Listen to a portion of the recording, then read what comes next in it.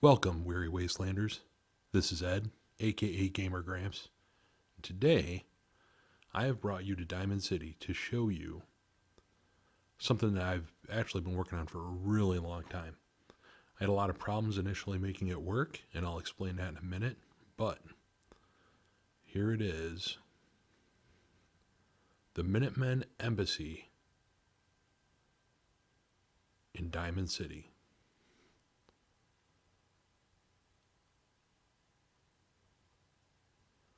So what I basically did was took home plate and turned it into an embassy for the Minutemen. It's got two major sections. The first is the embassy itself, which is at this entryway, this entry door right here. And as you can see, we've got heavy duty security.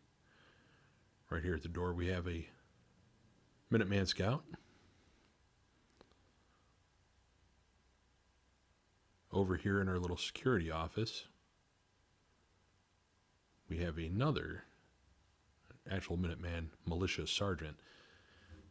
The reason for that, I just think it's important that you have good security wherever you're at, especially in a place like Diamond City. I mean, this is the place where the Institute made itself known by a shooting taking place right here at the noodle stand. Unfortunately, I don't have a sign that says Minuteman Embassy, so instead it says Minutemen Headquarters, working together to build a better Commonwealth. And as you can see, we've got all sorts of signage for the Minutemen and everything else. The second part of this embassy is the recruiting center. Now, I know it just says recruit center. I get that. Unfortunately, because of the way that the wall is up there, that center part where you've got the cinder blocks is very easy to build nice and flat. However, if you go over into the two sides where the corrugated steel sits, it basically hides part of the letters and the lettering. So I decided to just go ahead and forego it and just make it a recruit center, which is fine, not a big deal. You can see that I have used a lot of the Minuteman morale pack from Evil Viking 13, now known as Ranger Dave, including his pretty recent Minuteman recruiting station sign, so really like that. So let's talk a little bit more about what's going on out here. I wanted it to look nice, and I also wanted it to look secure, and in my headcanon, my personal lore for the game, the idea here is that at this point, I mean, if we look, this is how the Minutemen are at this point. Just plenty of settlements. We have basically become the most powerful group in the Commonwealth. And so the idea is that why would Diamond City not want to have an embassy where they can come and discuss whatever needs to be discussed with our ambassador? In a minute, I'll tell you who our ambassador is here, but for now, let's take a look at a few other items. Now, one thing that I wanted to do is make sure that I brought the blue of the Minutemen into the design of the building here. So what I did, we've actually got a couple of these rail doors that have been placed. And part of the reason I did this, there are some handbills that are up on this wall. There are posters.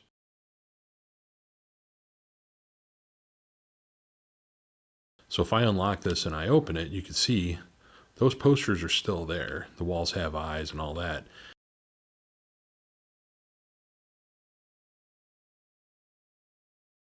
Decided to go ahead and place these doors because it makes it a nice, even surface so that I can place whatever I want on it.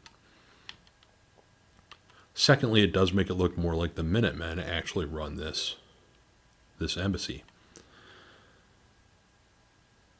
As you can see, we've got some Minuteman decals here and on the door for the recruiting center over there. The large Minuteman sign. And we also have not only the guards down here at the door, but we also have guards up top to provide cover fire in case there's an incident. This guy up here actually has, sorry about that, you can see that he not only is armed, but also is ready to jump into some power armor if it becomes necessary. We also have another guard up on top here, where outside of the normal trailer home over here, and he is up there and also has a minigun in case he needs to take care of things. So kind of a nice little setup. I'll take you around back and show you a little bit of this and how I really did it. Now, obviously, Diamond City doesn't normally let you build here, but the Workplace Anywhere, or Workshop Anywhere mod, I think it's called, allows you to create a grenade that you can throw, and it will create a workshop for you.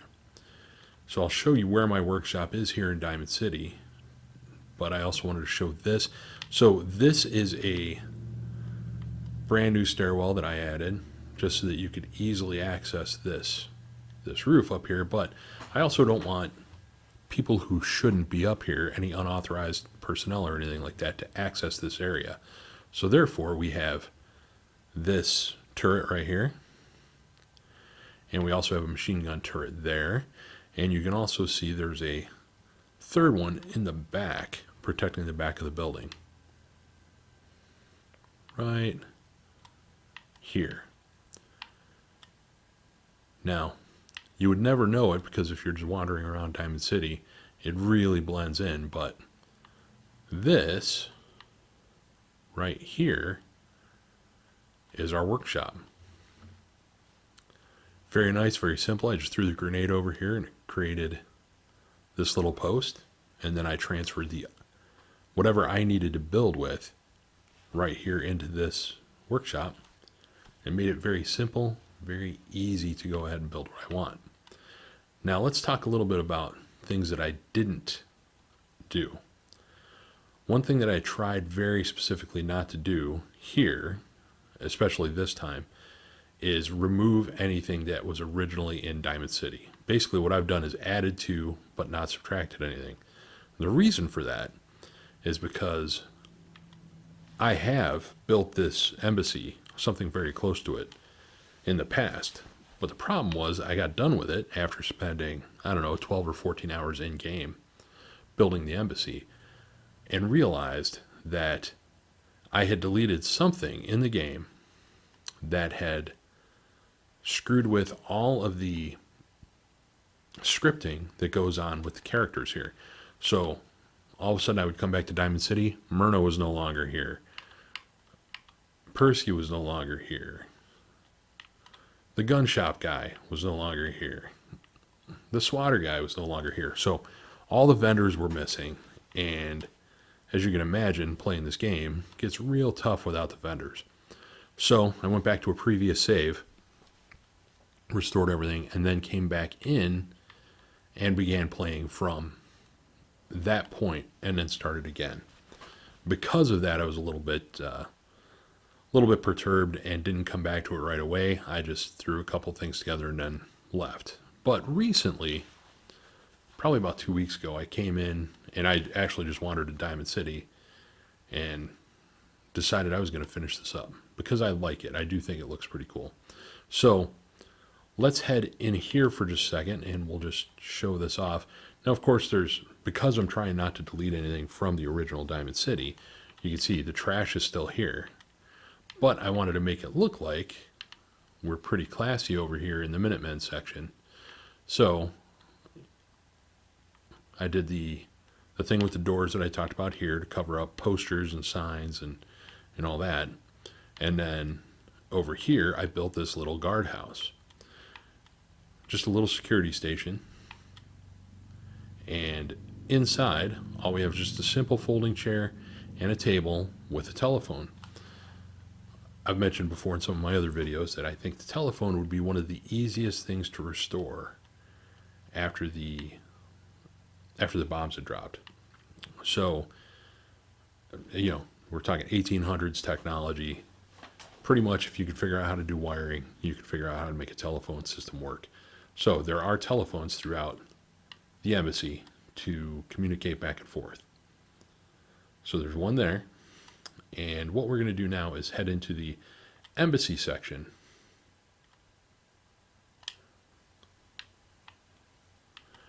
So here we are at the inside of the embassy.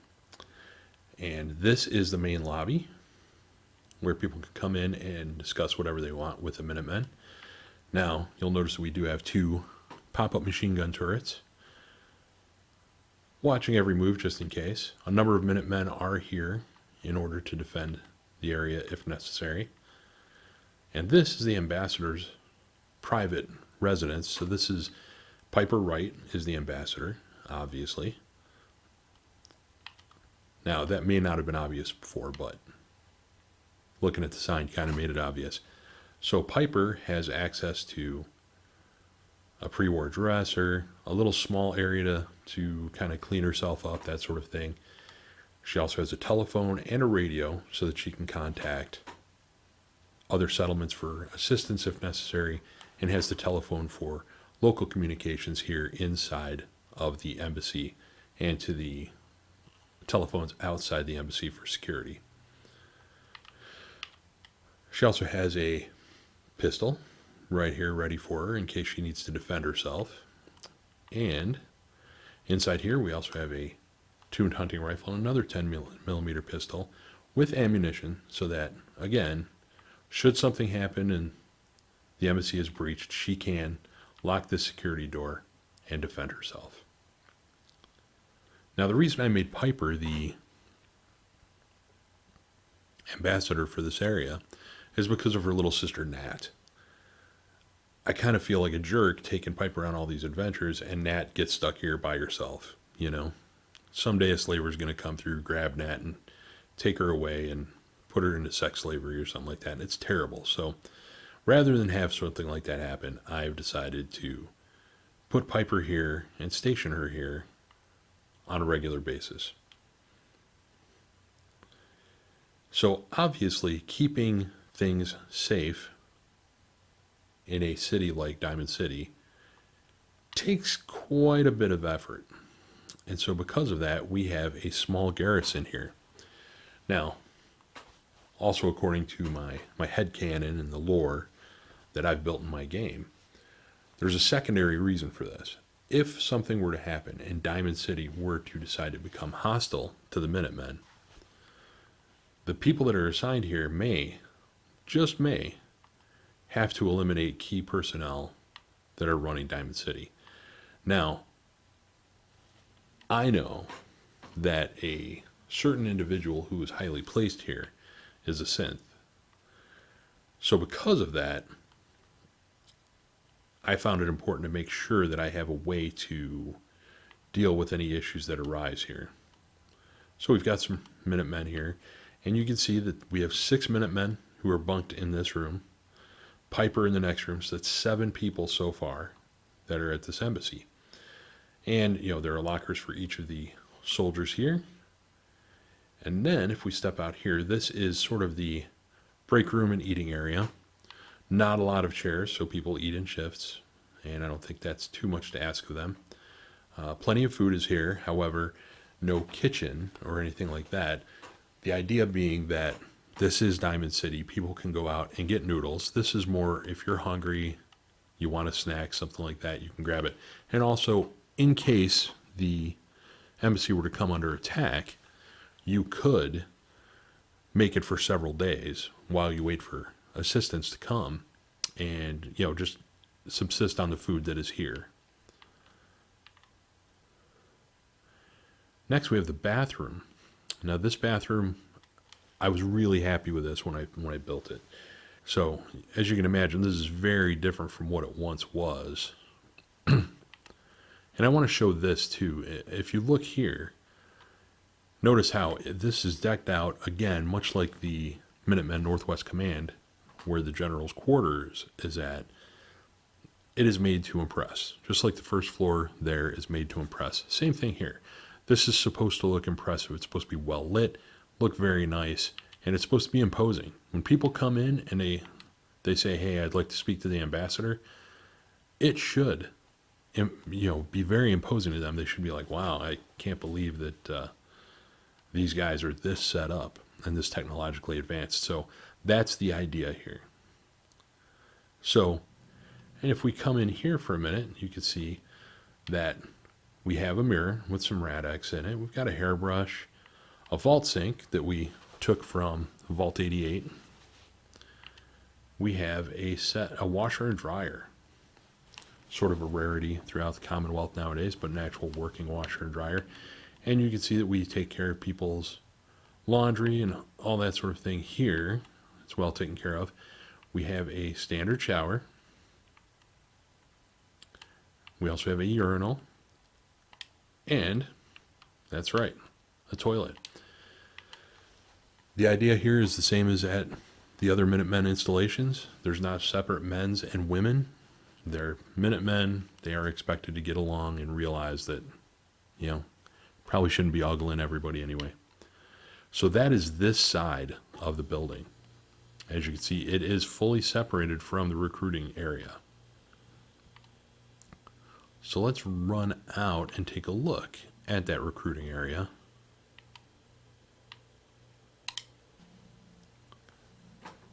So before we head over to the recruiting area, though, I do want to turn around and just show you this. You kind of saw it a little bit earlier in the video, but if you close this boxcar door, you can see that it fully seals off that door. And I like that idea that you could do that if you wanted to make sure that the building was sealed. So in my headcanon, inside there is a lever behind those crates, and that lever can be closed and locked in order to make sure that no one can enter this building. So we're going to lock that, though, just make sure nobody else opens it. And I really like that. As you can see, we do have a turret up here staring down on us. Another turret is right up there. And then we're going to head over and in to the recruiting center. So this is a recruiting center. You can see we have a recruiter's desk right here. The recruiter is a very important individual, and it is important that he looks the part. So that recruiter, anyone who comes in and decides they want to recruit, they will discuss that here at the recruiter's desk. As you can see, we do have 2 chairs. That way a parent can come along if a child wants to enlist. Obviously, we're not going to take anyone who's too young, but if they're 18 and they want to make their own choices, they can sign their name on the line. There's also various weapons here, including this. I love this little weapons locker. Just a cage door on it, and let me unlock that and open it up. You can see that we've placed in a number of rifles, a missile launcher, a minigun, several pistols. We are definitely going to be able to repel invaders. The weapons here on the walls are functional and ready to go, as is the combat shotgun. The idea there being, if someone comes in and they pretend, hey, I want to recruit, I want to join the Minutemen, well, the recruiter's talking to them. Maybe they sit across the table and pull a gun. Well, if they do, he's got a shotgun that can take care of business right away. There's some extra ammo and everything else. This building, unless it's open and someone is sitting here, is locked at all times because of all of the weapons and ammunition that are here. Here we still have the regular old workshop. You can see that we replaced all of the floors with this flooring. And I don't know how in my headcanon it all works. Maybe these were all created, all the flooring and stuff was left over someplace in some hardware store or something like that. So it's all good. This is the recruiter's bed. As I said, the recruiter is a very important individual. So he is up here. And he also has 2 Minutemen guards that sleep up here. Now, these Minutemen guards actually swap duty with the Minutemen. They're assigned to the crow's nest up here. At any given time, there are 2 Minutemen who sleep up here. One of them is always on duty at this guard post. As you can see, we've got another turret up here. The bathtub has been left here, and the reason for that is, first of all, like I said, I try not to delete anything in Diamond City just because I don't know what everything's attached to. You probably could, but I just leave it up here. And in my lore, the idea behind it is that this collects rainwater. So if it rains, it collects water.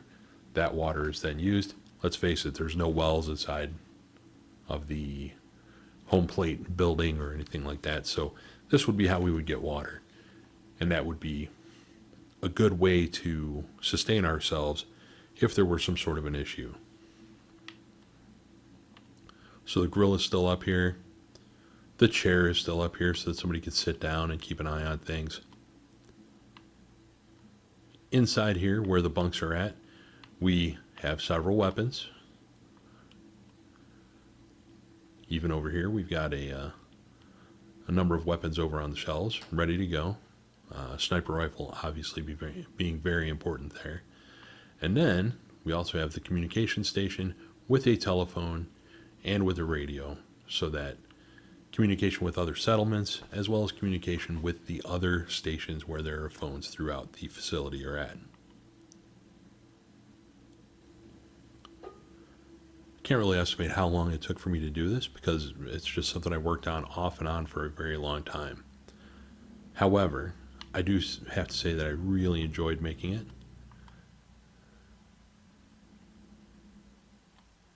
And hats off to Workshop Anywhere and to all the other mods that I've used on this, such as Unlock Settlement Objects, the Minuteman Morale Pack, as I've discussed before. There's just a ton that went into this. So the one last thing that you may be thinking is, well, okay, so you built this out of home plate, so where does the Minuteman general sleep? I mean, come on. You know, is he going to sleep here, bunk up with the others? No, of course not. So the shocking thing about the Workplace Anywhere beacon is that if you go all the way back here, that workshop beacon still allows you to build in this area. And so this used to be Kellogg's house. Well, now it's a restricted area.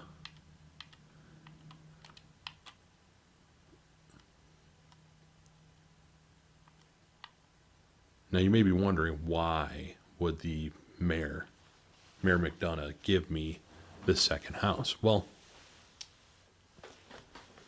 again, according to my headcanon, the lore that I have made up for myself, Mayor McDonough, to me, allowed a man to stay here with my son. And that by itself is completely unforgivable. And then when I asked about my son, he feigned ignorance. Now, because of that, I said that basically the least you can do is allow me to have a second home. I purchased it, I paid for it, that's it.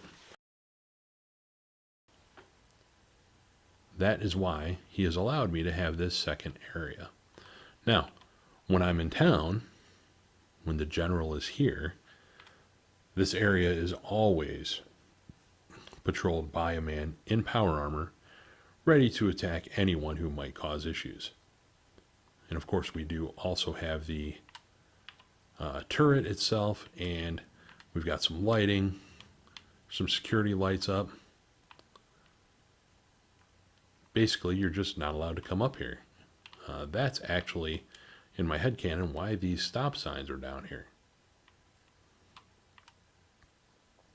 Yeah, they were there when Kellogg was here, but so what?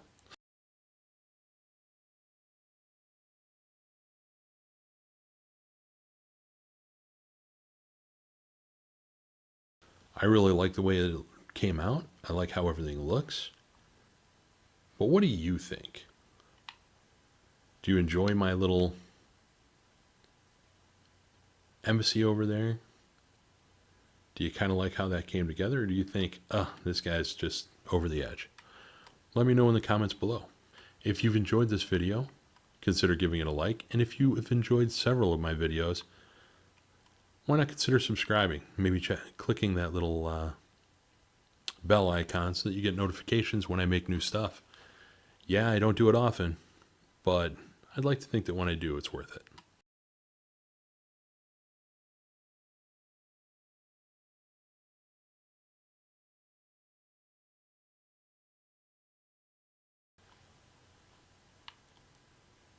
But most of all, thanks for watching.